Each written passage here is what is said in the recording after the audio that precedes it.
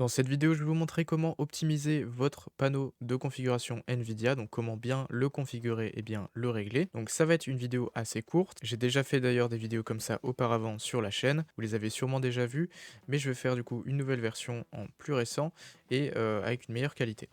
Donc premièrement, pour avoir accès au panneau de configuration NVIDIA, juste ici, vous allez faire clic droit sur le bureau, puis panneau de configuration NVIDIA. S'il n'apparaît pas, ça veut dire que soit vous êtes sur PC portable, et du coup, il peut y avoir des incompatibilités, ça dépend. Soit vous n'avez pas installé ou mis à jour vos drivers. Pour ça, je vous mets une vidéo juste là en haut à droite comment installer et mettre à jour ces drivers. C'est vraiment pas compliqué, donc vous allez regarder ce tutoriel là avant si vous n'avez pas ce truc là qui s'affiche et ensuite vous revenez sur ce tuto ici. Donc voilà, pour les autres, vous faites clic droit, vous allez dans panneau configuration NVIDIA. Une fois qu'il est ouvert, vous allez arriver sur changer la résolution en règle générale, donc je vous conseille d'aller directement dessus si c'est pas le cas. Alors, il est possible que si vous êtes sur PC portable, ça m'a été beaucoup demandé sur mes vidéos précédentes parce que j'avais pas précisé ce détail. Si vous êtes sur PC portable, il est possible que vous n'ayez pas toutes ces catégories à gauche. Malheureusement, j'ai pas de solution pour vous. C'est le souci qui est vraiment assez fréquent sur les PC portables. Vous n'avez pas tous ces paramètres juste là. Voilà, si vous êtes sur PC portable, c'est un peu un cas à part. Malheureusement, j'ai pas de solution. Donc, bah, passez cette vidéo ou essayez de faire au moins ce que vous avez. Il y en a qui ont rien du tout d'ailleurs qui s'affiche ici, mais malheureusement, voilà, comme je vous dis, j'ai pas de solution. Donc essayez de faire ce que vous pouvez. Si vous n'avez pas les réglages, bah, c'est pas grave, vous passez au suivant. Voilà, donc ça c'était uniquement la note pour PC portable. Après, tous les autres devraient en général avoir à peu près ça. Et si vous avez des paramètres en plus ou en moins, c'est juste que votre carte graphique est ancienne ou alors très récente et que vous avez des paramètres du coup en plus ou en moins. Donc bref, en règle générale, la plupart des gens vont avoir ça. Si vous n'avez pas tout, ne vous inquiétez pas, vérifiez juste que vos drivers sont à jour et bien installés. Et si c'est le cas, bah voilà, c'est juste que votre driver ne prend pas en compte tous ces paramètres. Donc voilà, fin de la parenthèse. Du coup, vous allez dans changer la résolution pour ceux qui ont ça. Ici, vous n'allez pas avoir grand chose de particulier à modifier, vous allez simplement voir vos écrans. Donc moi personnellement j'en ai deux. Le C24G1 de AOC qui est mon écran principal et un écran 24 pouces Samsung qui est en écran secondaire. Je vais avoir donc les informations sur la résolution qu'utilise l'écran en particulier. Donc vous pouvez voir que l'autre utilise la même résolution en inversé parce qu'il est à la verticale, c'est pour ça. Et la fréquence de rafraîchissement. Donc là, c'est un écran 144 Hz que j'ai en principal et un 75 que j'ai en secondaire. Donc jusque là, rien de spécial à toucher, vérifiez juste que c'est la bonne fréquence de vos écrans pour chacun des écrans. Donc moi c'est bien 144 et 75, donc là c'est bon. Si jamais c'est pas le cas, il y a plusieurs choses à prendre en compte. Déjà sur un écran, plus de 144 Hz, plus de 120 Hz en fait en règle générale. Si vous utilisez l'HDMI, vous pouvez être bloqué en termes de Hz et justement de rafraîchissement. Admettons, par exemple sur mon écran 240 Hz de setup secondaire que je vous ai présenté dans une vidéo, le Mac 251RX de MSI, c'est un écran donc 240 Hz. Si j'utilise l'HDMI, je vais être obligatoirement bloqué en 120. Alors, vous allez me demander pourquoi, en fait j'en sais rien, c'est juste que en fait, je sais pas vraiment pourquoi c'est comme ça, c'est juste que l'HDMI prend pas vraiment en compte la fréquence de rafraîchissement très élevée. Donc voilà, ce qu'il faut si vous avez un écran qui est plus de 120 Hz en gros, c'est de bien utiliser le câble DisplayPort. Donc c'est bien ce que j'ai ici. Si vous utilisez l'HDMI, vous pourrez être limité, c'est pour ça que vous aurez une limite par exemple à 120 Hz ou peu importe.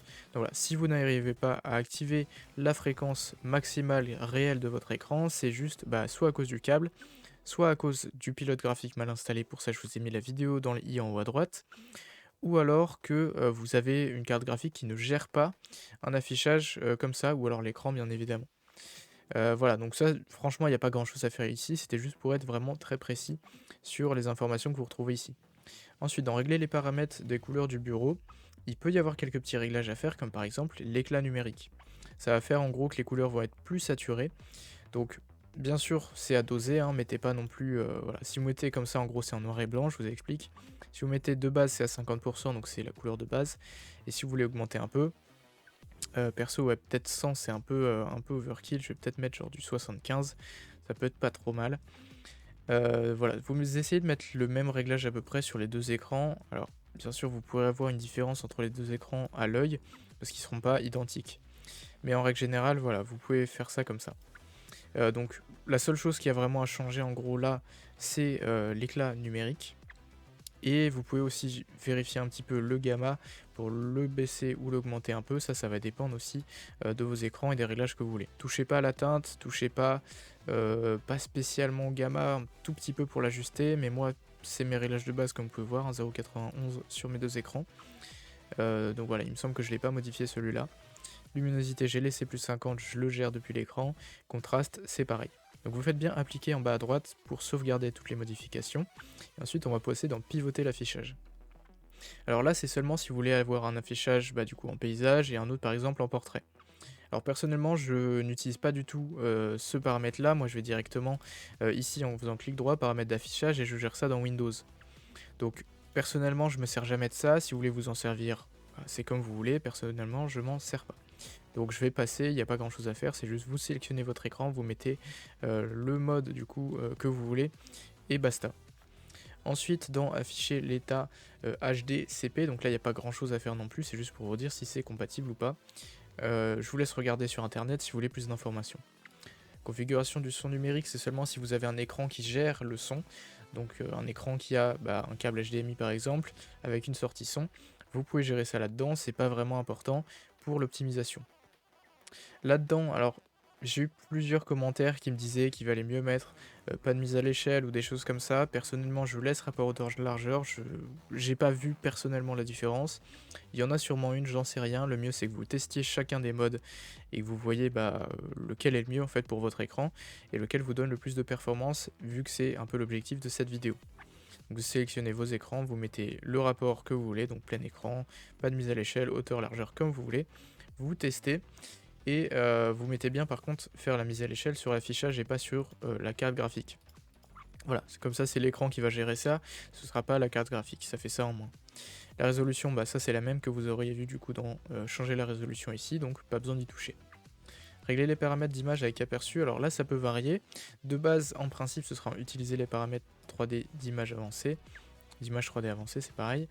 Vous pouvez laisser l'application prendre la décision ou alors le changer vous-même. Personnellement, je préfère le changer et bien mettre sur performance. Vous avez aussi le mode équilibré ou le mode qualité juste là. Voilà, perso, il n'y a pas une giga différence, donc je préfère mettre performance pour avoir plus de perf, sachant que je joue à des jeux compétitifs, c'est vraiment l'objectif de cette vidéo aussi. Donc vous mettez bien performance si vous voulez, c'est pas obligatoire, et vous faites ensuite appliquer. Donc là vous faites oui, tout est bon. Ensuite, gérer les paramètres 3D, c'est là qu'il va y avoir le plus de choses. Donc dans les paramètres globaux, vous allez avoir pas mal de lignes en fait de paramètres à modifier. Donc premièrement, tout ce qui est anti-crénelage, je vous conseille de désactiver. Laissez bien la correction gamma par contre, parce que je crois que ça peut poser des problèmes si vous faites un benchmark par exemple. J'ai essayé juste avant de faire un 3D mark, et il me semble que c'est en désactivant ce paramètre-là que ça a posé problème. Donc après, c'est pas forcément un problème, ça peut ne pas poser de problème en gaming.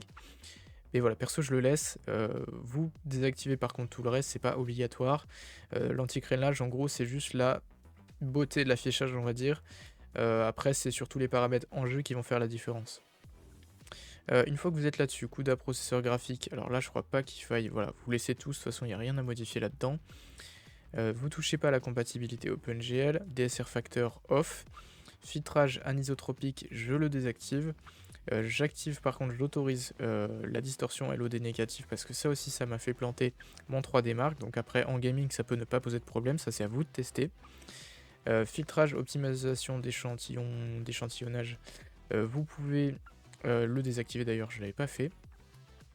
Ensuite, filtrage de texture qualité très important, mettez haute performance plutôt que qualité, ou voilà, vous mettez haute performance, c'est mieux. Filtrage de texture, là c'est pareil, optimisation trilinéaire, vous pouvez le désactiver juste là. J'avais pas tout fait encore. Fréquence de rafraîchissement, vous mettez la plus élevée.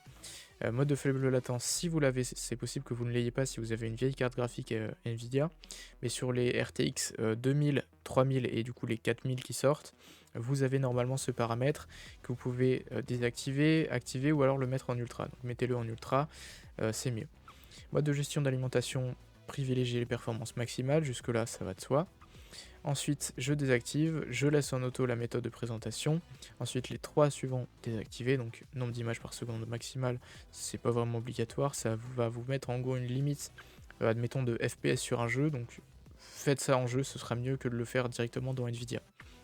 Donc là c'est pareil, vous désactivez. Occlusion ambiante, pardon, désactivée. Optimisation 3D, vous laissez ça en auto. Processeur de rendu graphique OpenGL, vous allez bien sélectionner votre carte graphique et pas laisser en auto-sélection, c'est mieux, comme ça va forcer votre carte graphique à gérer l'affichage. Ça peut être un des paramètres décisifs aussi sur PC portable, si vous avez par exemple une puce graphique de processeur et une carte graphique en plus. Donc après c'est pas obligatoire, ça peut déjà être bien géré en auto, mais je vous conseille quand même de sélectionner la carte que vous voulez. Réalité virtuelle, vous désactivez. Synchronisation verticale, très important, vous désactivez ce paramètre. Donc juste là, désactiver, parce que ça bouffe pas mal de performance. Et en général, je dis bien en général, il y en a qui l'utilisent, il y en a qui vont crier dans les commentaires parce que je dis de le désactiver. Mais en général, ça va pas vous être utile. Personnellement, je m'en suis jamais servi et je sais que si vous voulez le plus de performance, c'est pas un paramètre qui va être forcément utile. Taille du cache ombrage, là j'ai aucune idée du truc qu'il faut mettre, donc je vais laisser paramètres par défaut. Je sais pas s'il faut mettre 10, 100, 20 gigas, j'en sais rien.